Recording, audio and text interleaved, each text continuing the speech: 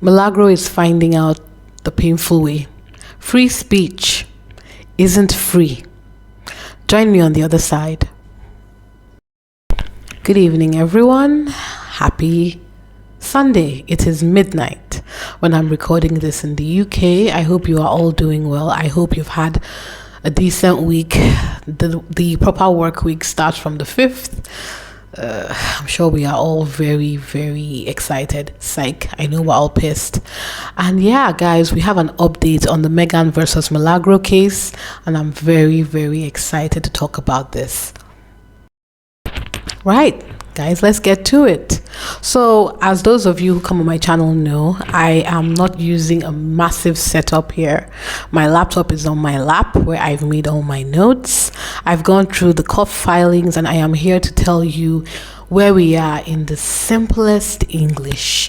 I am not going to overcomplicate it, and I am not reading from the document. I'm sure many of you can do that yourself, but please note that I am using the downloaded court filing to give you this update. Shout out to Document Things. And yeah, let's get started, guys. The best way to summarize this video is the 69K receipt after the verdict, how the defense is fighting back, and why it's failing spectacularly. If this is the type of content that you enjoy, please continue to like, subscribe, and share on my channel. We're going to be recapping legal documents as it pertains to celebrities or some famous figures, because I think it's quite interesting. We are also going to be talking about how to simplify AI and some data technology for the masses, because I am a data engineer. And yeah, let's get to it. What I particularly love about this filing is the document isn't loud, guys. I went through it. It doesn't insult anyone. It doesn't posture. And that's exactly why it hits so hard. Like I said in my previous videos, the reason why I like reading legal documents is there's no twist. There's no speculation.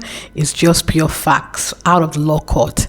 And I think in this world where people create drama where there isn't, or they lie, or they distort information, this is very refreshing. Now, after winning her case, Megan Pete, aka The Stallion, returned to federal court and made a simple request. Make Milagro Cooper pay $68,850.79. Not damages, by the way, not attorney's fees, court costs. There is the receipt after the verdict. Now, what this filing actually means, let me lay it down like this. A jury, as we all know, found Milagro Cooper liable on every claim. Let me walk it through again.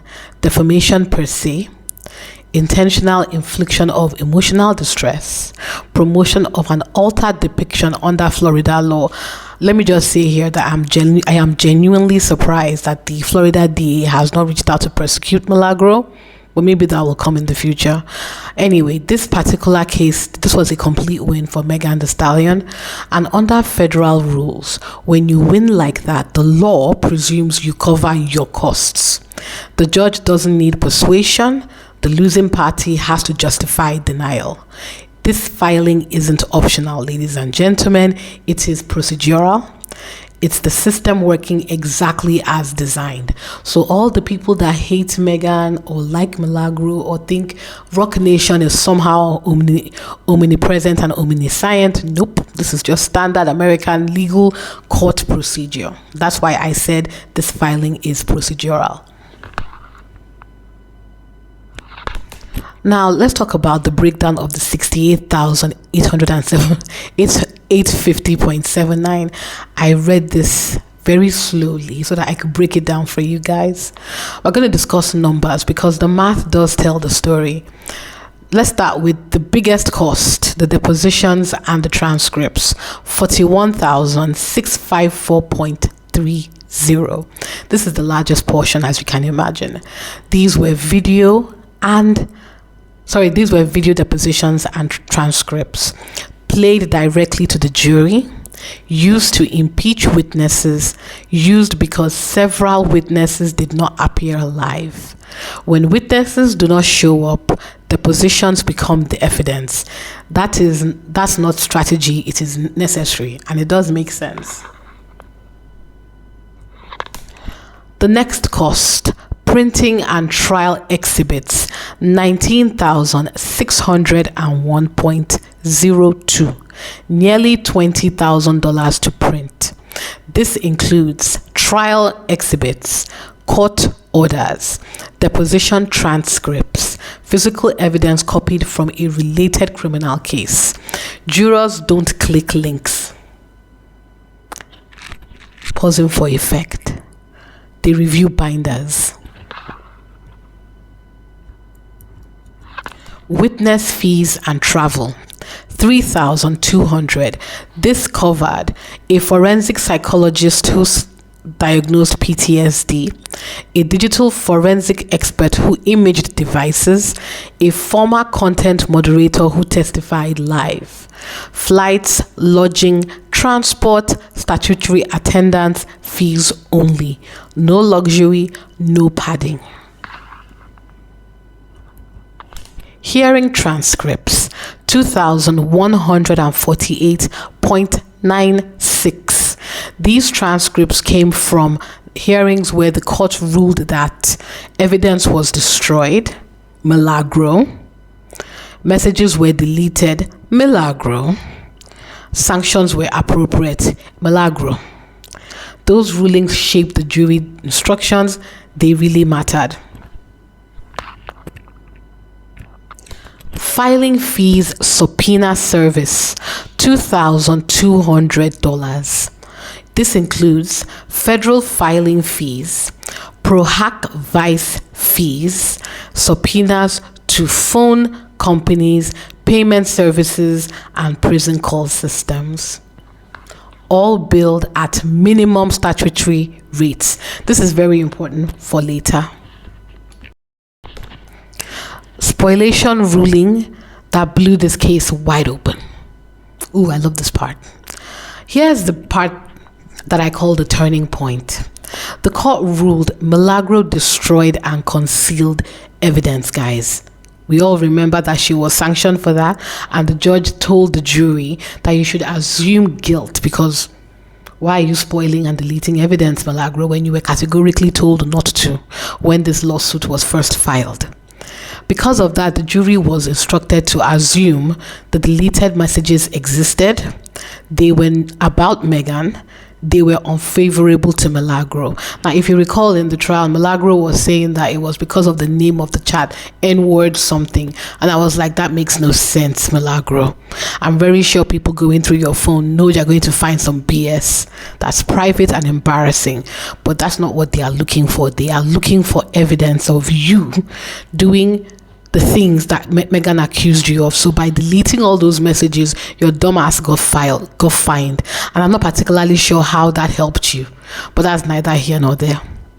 That single ruling forced Meghan's legal team to rebuild evidence externally at a cost. That cost included more subpoenas, more experts, more transparency scripts, and this is why the case became expensive. So basically, this is your fault, Milagro. And now that we've spoken about the costs, let's talk about the defense's response, because this is a doozy. Do you recall when I was breaking it down, I said these were minimum statutory rates? Let's talk about the defense, because they did object to these costs as expected. Their position basically boils down to three arguments. One, the costs are excessive. Two, some of this wasn't necessary. Three, this feels punitive. That's the defense's last lever. Of course, it feels punitive. And let me talk about my favorite part, the rebuttal from the plaintiffs against the defense's response about the costs. And I'm sorry to say, with this rebuttal, the defense from the defense arguments collapse. Here's the problem. Federal law presumes costs are awarded. The judge can deny them only for strong specific reasons. And Meghan's lawyers did a good job preempting every excuse. They, one, charged only statutory rates, excluded convenience cost, excluded expedited fees, limited requests to evidence actually used at trial. Courts do not call evidence unnecessary after the jury relied on it. Pay attention to that. And this isn't punitive. Punitive damages already happened. This is reimbursement. Milagro, I hope, and this is for her fans, I hope you're paying attention to this. Meghan's team, and I want to use this opportunity to call out the argument that said Meghan lost the case because Milagro was not charged millions of dollars. Yes, they may have asked for millions of dollars, but the truth is, this was never about money. This was about setting the record straight and stopping Milagro. And stopping Milagro from the continued harassment, bullying, and defamation of Meghan Pitt. Pausing for effect.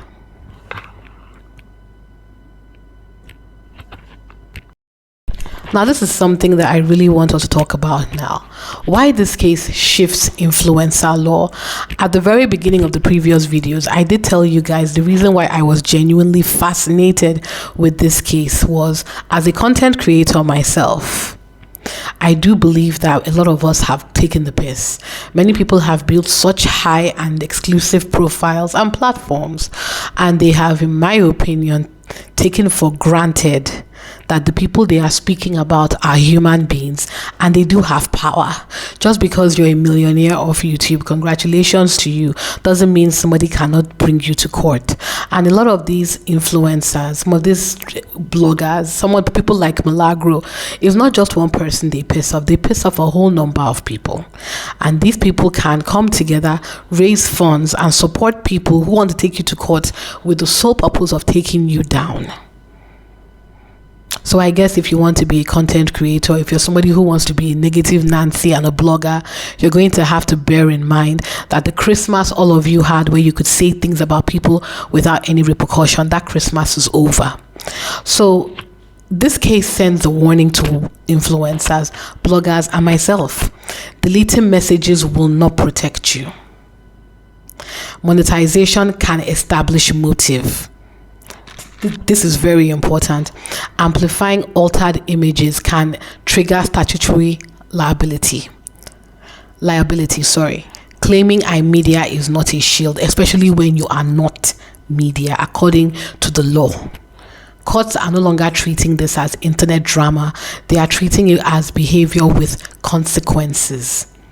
Bear that in mind. This filing is not about punishing anybody. This is about accountability. It says if you force someone to prove the truth, if you delete evidence, if you escalate harm, you may not just lose, you may have to pay a lot of money. And it's not just paying that money. You have to pay for every step to expose the lie that you told. The verdict wasn't the end.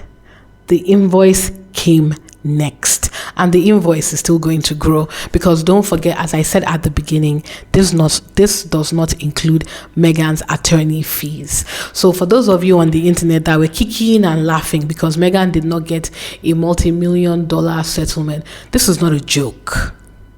And let me also tell you something. Because people like to come online and pretend. Did you notice how academics has gone quiet? Aiden Ross no longer talks about Meghan. Joe Biden doesn't want to even try it, even when he's prompted to. Yeah? All of you have something to say. Why are you all quiet? Why are you all quiet now? It's a joke, right? Why are you all quiet? Actions have consequences. Words have consequences. This has nothing to do with free speech. If you want to be a commentator online, do your thing. Say what you want to say. but don't come crying when you are taken to court. The price that Milagro is paying is high, because and for people that are saying 59K is a small thing, why are the majority of Milagros lawyers quitting? They don't want, I honestly thought they assumed that because it's such a high profile case, they will make a name for themselves. They will be invited on CNN. They'll be invited on the big places to build a profile. And they realize, nah, that's not happening. Also, I think they obviously realize that, look, we are doing this for free, and Megan is relentless. The amount of filings she has put on the docket is not something anybody wants to do pro bono. Let's keep it 500%, especially when the defendant is guilty and the defendant refuses to take a step back and introspect. Milagro, since this case has gone on Tasha K, on this ridiculous Tasha K thing, where she was like, we ain't got it, so you're being smug. You're being smug when you haven't paid your 59K. Now you've been hit with an additional 69K. And don't forget, like I said, there are the attorney's fees and other filings, because Megan has other filings on the docket. By the time she puts all that together with the attorney's fees, this is going to become very, very expensive. So yeah, just wanted to give you guys the update. I broke it down in the easiest way possible. On this case in particular, I'll be very clear, and you've probably heard my very clear bias. And yeah, let's see what comes next. If you enjoy my content, please continue to like, subscribe, and share. Please let me know your thoughts in the chat. And yeah, see you the next time.